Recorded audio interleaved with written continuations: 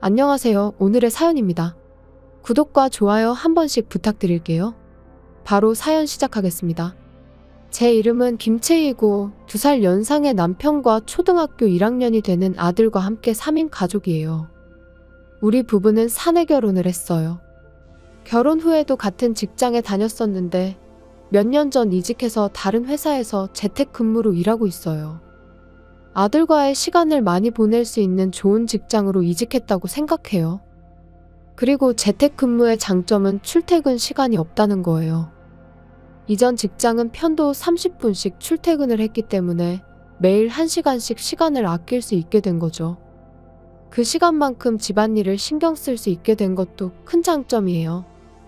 남편도 매일 청소도 깔끔하게 하고 밥도 정성스럽게 먹을 수 있어서 행복하다고 말해줘서 정말 이직하길 잘했다는 생각을 했어요. 하지만 이렇게 좋았던 우리 부부관계는 조금씩 변해갔어요. 처음에는 사소한 것부터 변했던 것 같아요. 남편은 시간만 나면 폰을 만지기 시작했어요. 물론 아들 앞이나 식사 중 등은 만지지 않지만 그 외의 시간에는 항상 폰을 확인하는 것 같았어요. 게다가 폰을 보면서 웃고 있는 것 같았어요. 뭘 보는지 궁금해서 처음엔 뭘 보고 웃고 있는 거냐고 물어본 적도 있어요. 그러자 남편은 고양이가 나오는 영상을 보여주며 여기가 반려동물 금지 아파트가 아니라면 좋겠다고 했어요.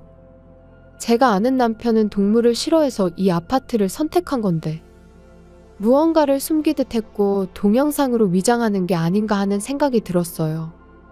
이렇게 폰을 항상 들고 다니는 남편에 대한 불신이 조금씩 생기기 시작했어요. 손에 폰을 달고 다닌 지 한 달 정도 지났을 때였을까?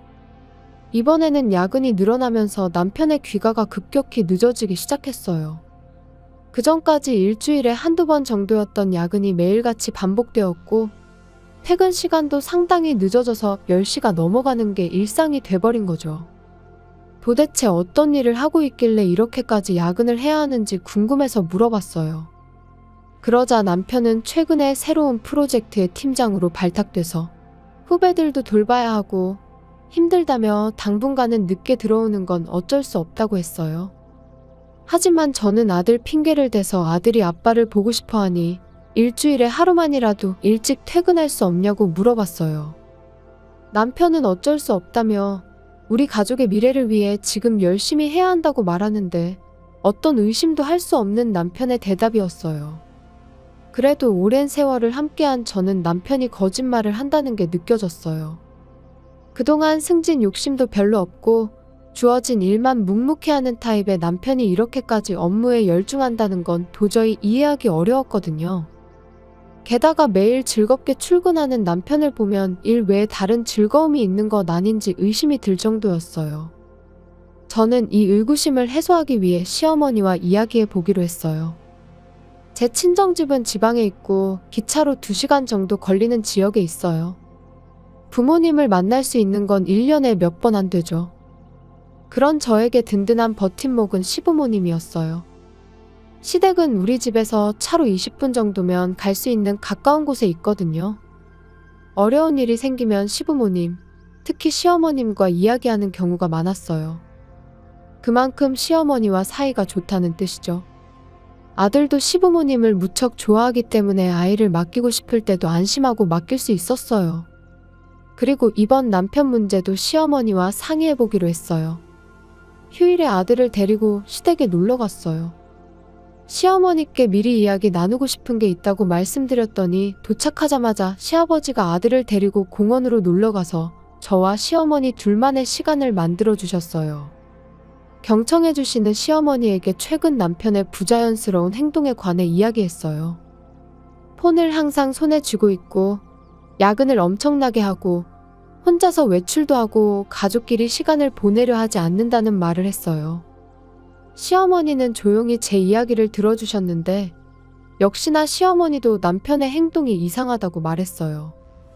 시어머니는 금전적인 문제는 없냐고 물으셨는데 생각해보니 이번 달 생활비 입금이 늦어지긴 했었어요. 우리 부부는 맞벌이 부부이기 때문에 생활비는 반반씩 부담하기로 했었거든요. 매달 정해진 금액을 생활비 계좌에 입금하도록 되어 있는 거죠. 그동안 남편의 입금이 늦은 일은 없었지만 며칠 뒤면 입금되겠지 싶어 크게 신경 쓰지 않고 있었어요.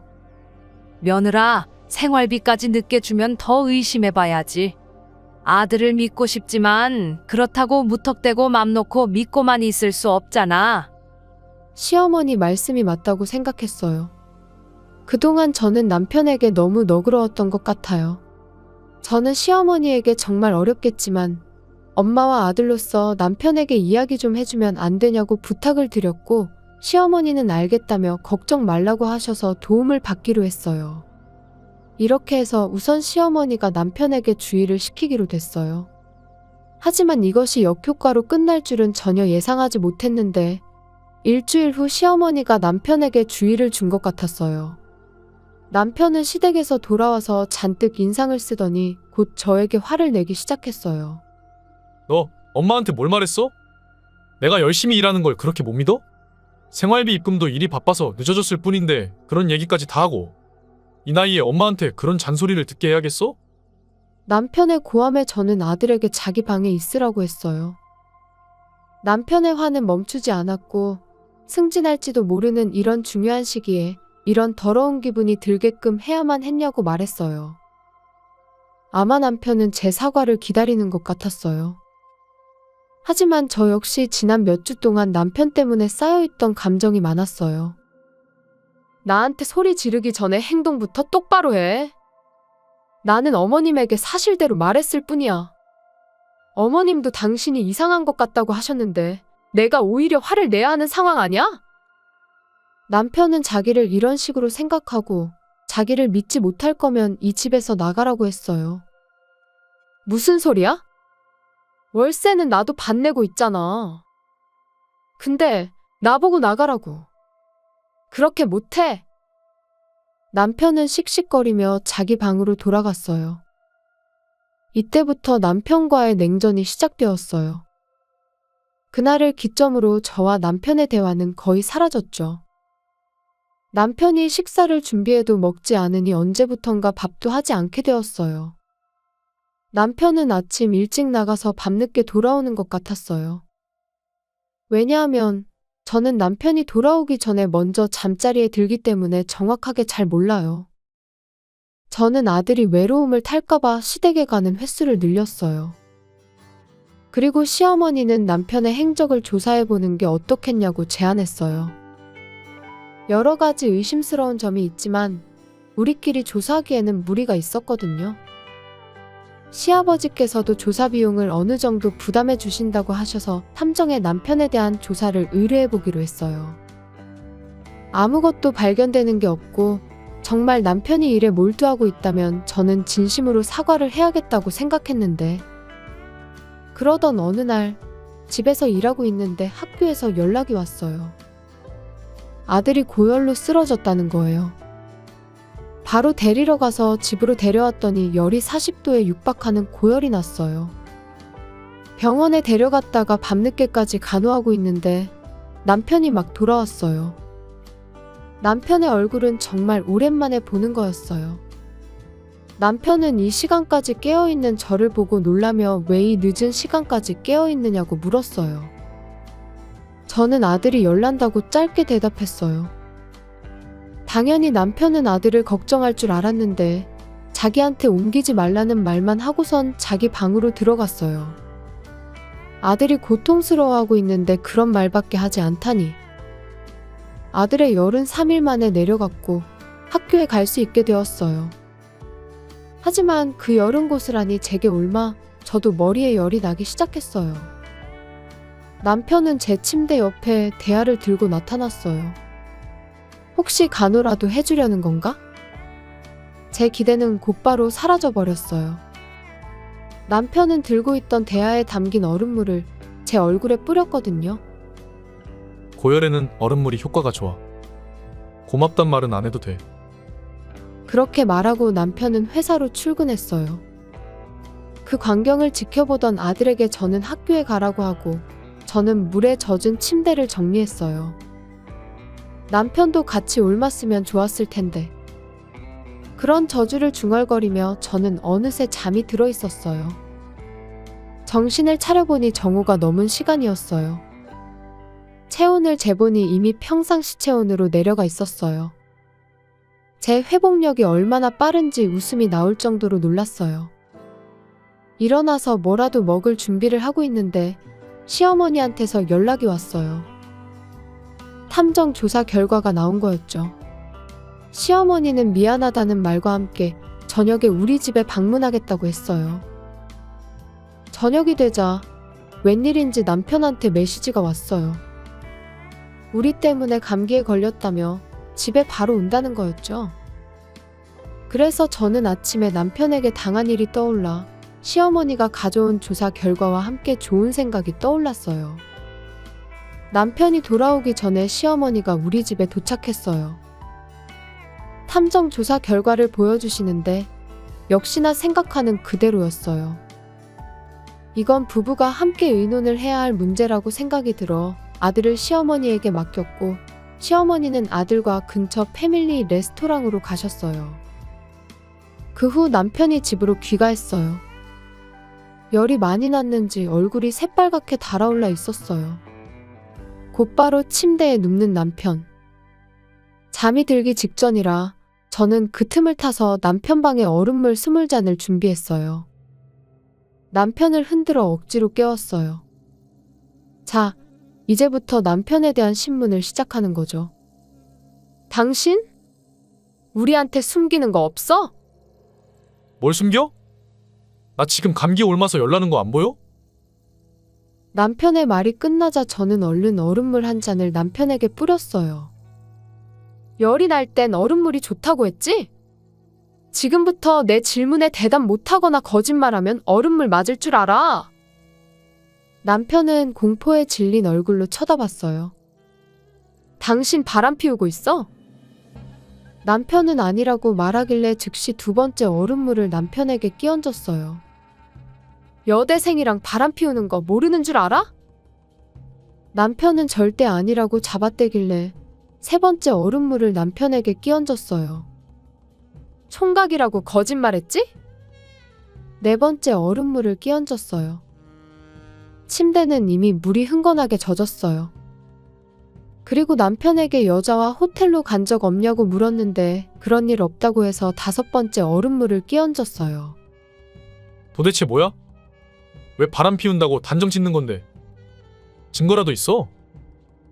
남편은 제가 증거도 없이 이런 짓을 한다고 생각하는 건지. 저는 남편의 눈앞에 조사한 걸 보여줬어요. 그 안에는 아까 말한 레스토랑에서 나오는 사진, 호텔로 향하는 사진 등이 들어있었어요. 이거야말로 확실한 증거인 거죠? 이래도 계속 거짓말할 거야? 그럼 여기 있는 얼음물들이 당신을 덮칠 텐데? 남편은 남은 15잔의 얼음물을 보고 몸을 움찔거렸어요. 바람을 피웠다고 인정하면 이 얼음물들 다 치워버릴게. 어떻게 할래? 남편은 고민하더니 바람을 피웠다고 인정했어요. 마지막 분풀이로 얼음물 한 잔을 남편에게 뿌리고 저는 남편 방을 나갔어요. 뒤에서 더 이상 안 붙는다고 했잖아. 라는 분노 섞인 남편의 목소리가 들렸지만 그런 건 한 귀로 흘려버렸어요. 그 후 저는 시어머니에게 연락했어요. 이번에는 저와 시어머니가 바뀔 차례거든요. 제가 패밀리 레스토랑에 가고 시어머니가 우리 집으로 향했어요.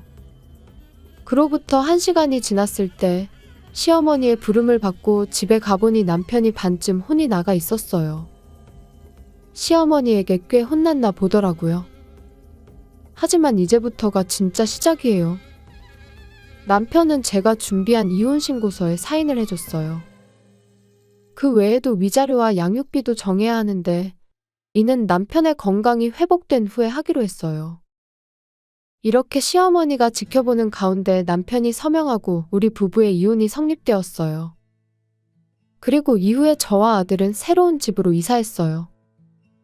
시부모님이 소개해준 아파트인데 월세치고는 아주 깨끗한 아파트였어요. 아들에게는 아빠와 더 이상 함께 살 수 없다고 말했더니 엄마만 있으면 괜찮다며 오히려 저를 위로해줬어요. 그리고 남편의 위자료와 양육비 지급은 시부모님이 지켜보는 가운데 결정되었기 때문에 제가 청구한 금액대로 받을 수 있었어요. 바람 피운 상대는 여대생이었지만 바람을 피운 건 틀림없는 사실이기 때문에 위자료 청구도 여대생에게 확실히 해줬어요. 물론 총각이라고 거짓말을 한 걸 고려해서 금액을 제시했고요. 그 후의 이야기인데 남편은 상간녀 부모님께 고소당했다고 하더라고요. 데이트 어플로 쉽게 만난 상대에게 총각이라고 거짓말하고 사귀었던 남편은 많은 걸 잃게 된 거죠. 남편에게 속았던 여대생은 인터넷에 남편의 얼굴을 공개했다고 해요. 이를 본 남편의 직장 동료가 상사에게 보고해서 남편은 바로 회사에서 해고당했다고 들었어요. 총각인 척 행세하다 직장도 잃고 지금은 일용직일을 하며 하루하루를 살아가고 있다고 합니다. 반면 우리는 시부모님과 좋은 관계를 유지하며 잘 지내고 있어요. 저는 재택근무 일을 계속하고 있고 아들과 함께하는 시간도 잘 보내고 있어요. 아빠가 없는 만큼 외롭지 않도록 열심히 노력하려고 해요. 지금은 시부모님과 함께 아들의 성장을 지켜보는 것이 가장 큰 즐거움이 되었네요. 시청해주셔서 감사합니다. 그럼 다음 영상에서 다시 뵙겠습니다.